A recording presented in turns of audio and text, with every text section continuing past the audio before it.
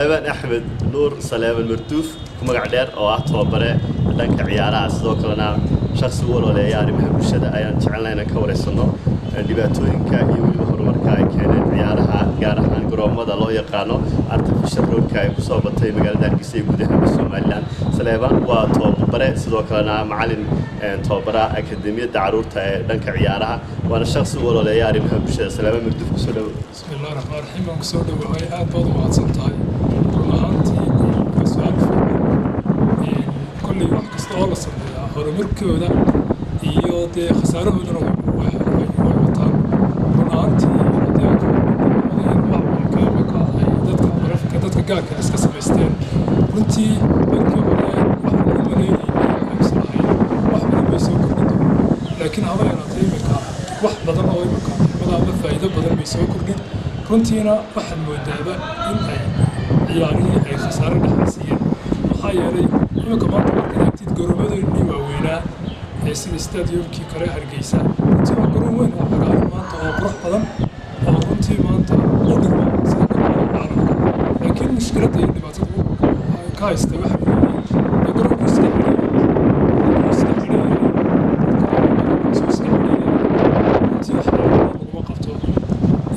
sideedana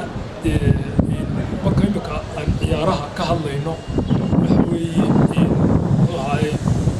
saddex system baa caalamka loo ciyaara sida dadkeenu fahansanay laakiin saddex baa loo ciyaaraa nidaam baa loo ciyaaraa waayo Yurub iyo Latin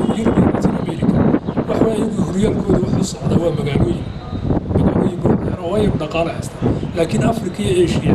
waxa weeye horyaalkooda ama liigagooda sanadku wax ka socda waa caasimadda maadaama uu dhaqaale haysan caasimaddu buu ku kooban yahay horyaalkooda marka innaka marka uu soo noqdo garoomada yaryar waxa weeye berigii hore dee garoomada xaafadaha baa la iskaga ciyaari jiray dhalinyaradu koobo baa ka socon jiray marka iminka garoomadan ay dadka gaarka samaysteen iyo macmalka habeen iyo maalin baa lagu ciyaaray ilaa waxaad arkaysaa kowda habeen ilaa afarta habeenimo lagu ciyaaray ilaa iminka maalintii baa lagu ciyaarayaa galikii marka garoomadani waxay keeneen in maadaama duruufiin iska ayleeyihiin maanta waqtigan xaadirka dhalinyaradu badan aanay camal lahaynin dhalinyaradii ku ciyaarayay garoomadii reer xaafadaha ama ay iskoobka ku qabanayeen la tago garoomadii dabeetana shaqadiina qofkii baa looranayaa garoonkan cali kartoo kale waa la saddex qaybood isku dhex jiraa mid $30 ba saacadii lagaga kireen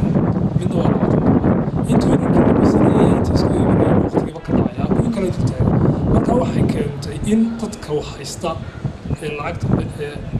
waalidiinta ama caruurta dadka lacagta dhanaan oo ay ku ciyaaraan garoomada Soomaaliya ciyaartooyda faraha badan ayaa soo saarayay ama aan doonaynay in loo qabto liiga qorshaysan ama ciyaaro loo qabto oo sanadlaha iyagu gabi ahaan meesha ka baxeen marka garoomada kale laga soo iyo way saxdeen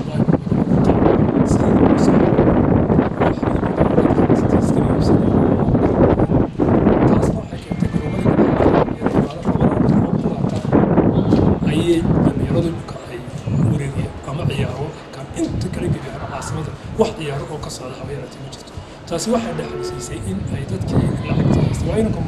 saacad iskama bixin karo $1 $2 saacad iskama bixin karo shaqo mid kasta waxa lagu doonayaa $2 baa lagu doonayaa marka dabeetana taasi meelankii baa la fiiso xaguu ka keeni doona lacagta ma shaqaysto duruufiyo iska adeegin xaaladda waddanka waa inuu sida xaaladdu ay tahay dabeetana waxay noqotay in dhalinyarada gebiyaha meesha ay ka baxaan taasi waxay keentay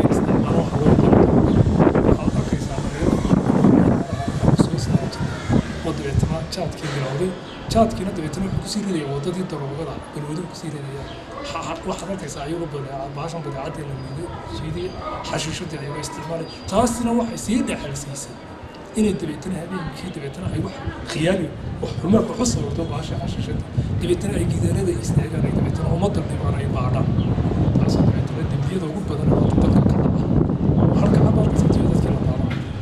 tuug weyne ma jiro oo dadka baadhanaya ma jiro laakiin waa dhalinyarada xaafadda kubadda ciyaaraysa taasna waxay keentay markii garoomadii ka soo jabeen garoomadii kalena ay lacag iska bixin waayeen ee waxay noqotay in dabeetana gebi ahaan dabeetana ay isticmaalaan wixii balwadihii rijaadkii muqadaradkii isticmaalaan taasina waxay ku ridaysaa dabeetana ninka waxaa sawiraysaa inuu dadkii dhibo inuu dabeetana habeenkii inta waddooyinkii gidaarada istaago dabeetana dadka dhaco ma gartay Salaaman waxaasoo dhan waad ka soo sheekaysay maxaa xalku noqonaya ama lagu xalin karaa dhibaatooyinka hadda taagan garoomadii wad aragto kuwan artificialka waxaa inta badan ku ciyaara dadka lacagta lahaaba tiri kuwii kale garoomada waaweynaa ee dowladda lahayd inkastoo la qurxiyey oo roogii wax walba la dhigay laakiin haddana ciyaari kama socdaan baad sheegtay marka xalku muxuu noqonaya ugu dambeyntii sidee dhalinyarta loo maareyn karaa oo lagu istaagi kara dowladaha iyo waxyaalaha kale jira wallahi runaantii waa su-aal aada u fiican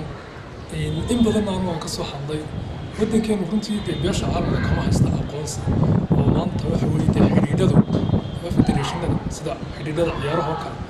ma hoos tagaan wasaaradda ciyaaraha way ka madax bannaan yihiin laakiin innaka run ahaantii maadaama waddankeeni aanu beeshii caalamka ka haysan aqoonsi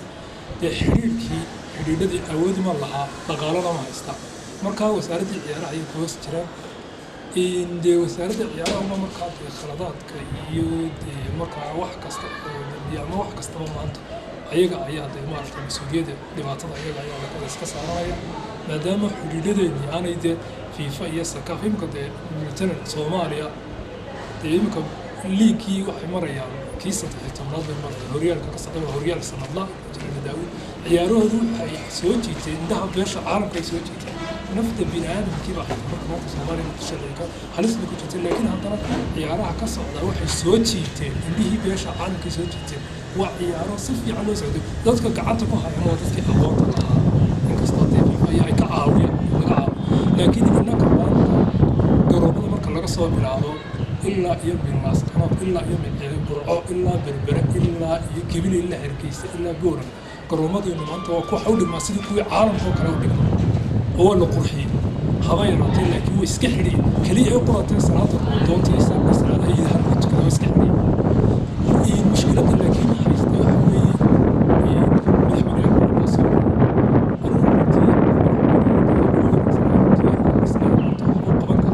dadka u dhegeysan karaa waxa xaaladda dalka ula socda madaxweyne muuse biixi weeyaan si dadkii u ololeynayana waa lahaa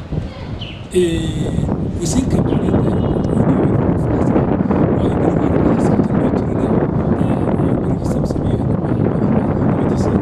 laga soo qaadi jiray ciyaartooyda oo iska mari jiray laakiin maanta runtii waa ka saxday xukuumadda xisaabta ma sameeyay laakiin kaliya maanta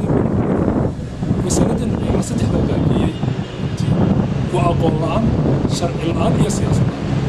dowlad kastoo caalamka ka tirsan waxay leedahay barnaamij siyaasadeed ciyaaraha dalkeeda ay ku hagto u dejisan baa jira aqoonna way hagaysaa sharci iyo shuruuc lagu soconayana way leedahay haba yaraatee innaka intaasna wasaaradda ciyaaraha ma yaalaan dadka joogaana aqoon ma leh markan u tagnana waa horyaalaha loo qabtana aqoon uma lihin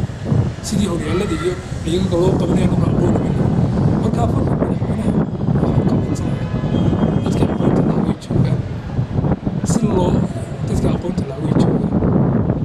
si bal madaxweynaha waxaan ka codsanaya kaliya qaato inuu guddi aqoon lagu saaro oo soo qiimaysa dabeetana sidii bal waddanka loogu horigelin lahaa horyaal hal horyaal weli lama qaban soomaaliya kii afrika wadii banaasan ciidankii banaasan hal horyaal oo maanta lama qaban aqoon lama leh waa xidhiidhka kubadda cagta ee la soo doortay ninka haysta wuxuu ku yimid sanadka sameeyay buu ku yimid habeenkii oo loo iska qaylayaa maalintii iska tifaa ku-xigeenkiisna hay'ad ku shaqeeya inan lagu ruuxogayaa kubadda cagta ee sababta meelaha isna awood uma laha wax loo qabo madaxweynaha waxaa sida madaxweynuhu meesha way gubtay madaxweyne dee mushkiladuna adiga kugu soo noqonaysaa maalin dhaweyta waxaan waraystay niman diblomaasiyada dalka yimid had iyo jeer dadka inoo imanaya caddaanka waxay qiimeeyaan labay qiimeeyaan laakiin xukuumaddeena lama socoto nimankaa markii aan sunaysay annagu ma qiimeyno ma qiimeyno dahabka iyo lacagta iyo waxaan meesha talaan ma qiimeyno laakiin lama eegnaa annagu waxaan eegnaa sida ay maaragtay ciyaaruhu dalka uga socdana garoomadu u cabriyay horyaalka uga socdo iyo sida dhallinyaradu wax u baranayso somaliland waxaan ku aragnay inay dhammaan gebi ahaanba garoomadu way xidhi inuu ciyaar kama socdaan dhallinyaradiina jaad iyo sigaar iyo waxbay cunaan taasna sii waarta ma noqon karto ciyaarihii waxaa leedahay qaar garoommadina casri yihiin dhalinyartina ay ku ciyaarto jeedka ugeysanaas jeedka muhiimadda waxa weeye war garoommadina waa la casri gareeyey garoommadina waa iska xidhiyey laakiin keliya ay qorantay waxaan malaynayaa inuu diyaar ku yahay wax la qabto laakiin dadkii aqoonta lahaa baan joogay bulshada kasoo shaqeynayay goobo iyo ciyaaraan qabanayay aniga way la xukuumaddiisa yiraahdo way markii ciyaaraha qaban jiray waan u daayay laakiin da'yartu ma soo saaray inankii waan soo saaray da'yartu soo saaray laakiin higgs mar la yimid iminka halkiisa ka jira tobanka qodob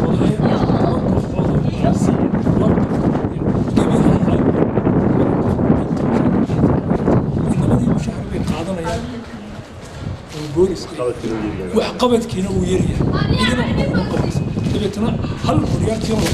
ayuuna ka ciyaartooyga garoobay ka fadhiisay kaas waxa uu Saleebaan Martuuf oo lagu xubin magaalada Hargeysa Saleebaan waa tababare ciyaaraha sidoo kalena waa shakhsi u walaaleeya arrimaha bulshada aad iyo aad badan waqtiga ay soo noqon